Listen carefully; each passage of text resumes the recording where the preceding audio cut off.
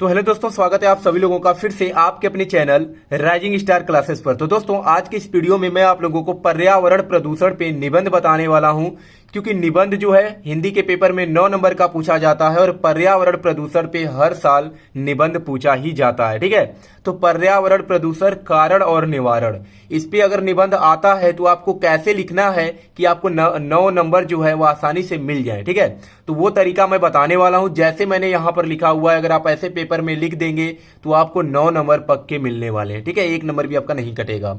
तो सबसे पहले आपको हेडिंग डालना है रूपरेखा। क्या लिखना है? रूपरेखा। अब रूपरेखा में आपको वो चीजें लिखनी है जिसपे आप क्या करना चाहते हैं, जिस हेडिंग्स पे पर्यावरण प्रदूषण में निबंध लिखना चाहते हैं। जैसे सबसे पहला क्या है? भूमिका। तो भूमिका की जगह प्रस्तावना भी लिख सकते हैं। भूमिका कहिए या प्रस्तावना, दोनों वही होता है। तो सबसे पहला है भूमिका, फिर उसके बाद है प्रदूषण का तात्पर्य, फिर है प्रदूषण के कारण, फिर है प्रदूषण के दुष्परिणाम, फिर क्या है? प्रदूषण निवारण के उपाय, और लास्ट में लिखना है उपसंहार। तो इतने हेडिंग हमें क्या करना है? पर्यावरण प्रदूषण में लिखना है। तो जितने भी हेडिंग्स होंगे उसको क्या करना है? पहले रूपरेखा में लिख देना है। क्योंकि देखिए, रूपरेखा लिखना बहुत जरूरी होता है, क्योंकि रूपरेखा का ही 2 नंबर मिलता है और 7 नंबर जो है ये आपको इस हेडिंग्स के अंतर्गत जितने आप शब्द लिखेंगे, सेंटेंस लिखेंगे, उसके नंबर दिए जाते हैं। तो सबसे पहला है भूमिका। तो भूमिका में क्या लिखेंगे? तो आपको लिखना है कि प्रदूषण के विभिन्न प्रकारों में पर्यावरणीय प्रदूषण एक गंभीर समस्या है। यह भारत की ही नहीं, पूरे विश्व की समस्या है। इस समस्या से निपटने के लिए अंतर्राष्ट्रीय स्तर पर अनेक प्रयास किए जा रहे हैं। पर्यावरण प्रदूषण से विश्व का पर्यावरण तो प्रदूषित हो ही रहा है, साथ ही इसके दुष्परिणाम स्वरूप कई अनेक जटिल समस्याएं भी उत्पन्न हो रही हैं। तो ये क्या हो जाएगा? तो ये भूमिका हो जाएगा। ठीक है, फिर दूसरा हेडिंग डालना है आपको प्रदूषण का तात्पर्य। तो इसमें लिखना है कि निसंदेह सौरमंडल में पृथ्वी ही एकमात्र ऐसा ग्रह है जहां जीवन के होने के पूर्ण प्रमाण विद्यमान है।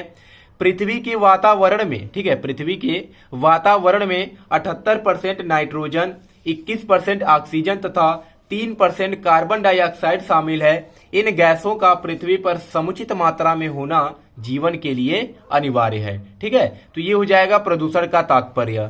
तीसरी हेडिंग है प्रदूषण के कारण। क्या है? प्रदूषण के कारण।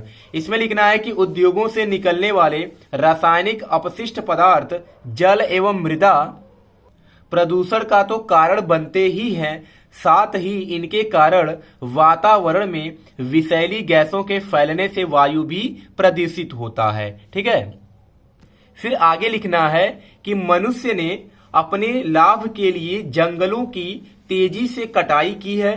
जंगल के पेड़ प्राकृतिक प्रदूषण नियंत्रक का काम करते हैं। पेड़ों के पर्याप्त संख्या में न होने के कारण भी वातावरण में विषैली गैसें जमा होती रहती हैं और उसका शोधन नहीं हो पाता। मनुष्य सामान ढोने के लिए पॉलीथीन का प्रयोग करता है तथा प्रयोग करने के बाद इन पॉलीथीन को यूं ही फेंक दिया जाता है। ये पॉलीथीन नालियों को अवरुद्ध कर देती हैं, जिसके फलस्वरूप पानी एक जगह जमा होकर प्रदूषित होता रहता है। ठीक है, तो ये हो जाएगा प्रदूषण के कारण, यानी कि प्रदूषण आखिर होता कैसे है। अब है प्रदूषण के दुष्परिणाम। दुष्परिणाम का मतलब कि जब प्रदूषण उत्पन्न होता है तो उससे क्या क्या हानियां होती हैं, ये आपको बताना है। तो पर्यावरण प्रदूषण के कई दुष्परिणाम सामने आए हैं। इसका सर्वाधिक प्रतिकूल प्रभाव मानव के स्वास्थ्य पर पड़ा है। प्रदूषण के कारण आज मनुष्य के शरीर जो है अनेक बीमारियों का घर बनता जा रहा है। खेतों में रासायनिक उर्वरकों के माध्यम से उत्पादित खाद्य पदार्थ स्वास्थ्य के दृष्टिकोण से सही नहीं है। वातावरण में घुली विषैली गैसों एवं धुएं के कारण शहरों में मनुष्य का सांस लेना भी दुभर होता जा रहा है। ठीक है, विश्व की जलवायु में तेजी से हो रहे परिवर्तन का कारण भी पर्यावरणीय असंतुलन एवं प्रदूषण ही है। ओजोन परत में छिद्र की समस्या भी प्रदूषण की ही क्या है? उपज है। ठीक है, तो ये हो जाएगा प्रदूषण के दुष्परिणाम। अब उसके बाद अगली हेडिंग आपको डालना है प्रदूषण के निवारण के उपाय। ठीक है, तो अगर अब उसके दुष्परिणाम होते हैं तो अब उसका हम निवारण कैसे कर सकते हैं, उसको समाप्त कैसे कर सकते हैं।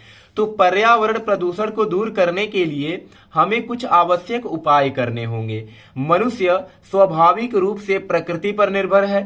प्रकृति पर उसकी निर्भरता तो समाप्त नहीं की जा सकती, किंतु प्राकृतिक संसाधनों का उपयोग करते समय हमें इस बात का ध्यान रखना पड़ेगा कि इसका प्रतिकूल प्रभाव पर्यावरण पर न पड़ने पाए। ठीक है, इसके लिए हमें उद्योगों की संख्या के अनुपात में बड़ी संख्या में पेड़ों को लगाने की आवश्यकता है। इसके अलावा पर्यावरण प्रदूषण को कम करने के लिए हमें जनसंख्या को स्थिर बनाए रखने की भी आवश्यकता है। तो ये हो जाएगा उसका निवारण। अब लास्ट हेडिंग जो आपको लिखना है क्या? उपसंहार। ठीक है, ये लिखना जरूरी होता है। लास्ट हेडिंग क्या है? उपसंहार। तो इसमें लिखेंगे कि वस्तुतः पर्यावरण प्रदूषण एक वैश्विक समस्या है जिससे निपटना वैश्विक स्तर पर ही संभव है, किंतु इसके लिए प्रयास स्थानीय स्तर पर भी किए जाने चाहिए। विकास एवं पर्यावरण एक दूसरे के विरोधी नहीं हैं, अपितु एक दूसरे के पूरक हैं। पृथ्वी के बढ़ते तापक्रम को नियंत्रित एवं जलवायु परिवर्तन को कम करने के लिए देसी तकनीकों से बने उत्पादों का उत्पादन तथा उपभोग जरूरी है। ठीक है, तो ये हो जाएगा उपसंहार। तो इतना ही आपको लिखना है निबंध में। ठीक है, अगर इतना लिख देंगे तो 9 नंबर आपको बहुत ही आसानी से मिल जाएगा। ठीक है, लगभग 2 पेज में आपका निबंध जाएगा। बहुत लोग कहते हैं 4 से 5 पेज में लिखा जाता है, तो ऐसा बिल्कुल नहीं करना है। ठीक है, 2 पेज में अगर आप पूरा अच्छे तरीके से निबंध लिख देते हैं तो आपको 9 नंबर दे दिए जाएंगे। ठीक है, तो ऐसे ही आपको पेपर में निबंध लिखना है। और पर्यावरण प्रदूषण पे निबंध हर साल पेपर में आता है, तो एक बार फिर से इसको देख लीजिएगा जिससे आपको याद हो जाए, यानी आप लिख सके वहां पे। ठीक है, तो चलिए मिलते हैं नेक्स्ट वीडियो में एक नए टॉपिक के साथ। तब तक के लिए धन्यवाद।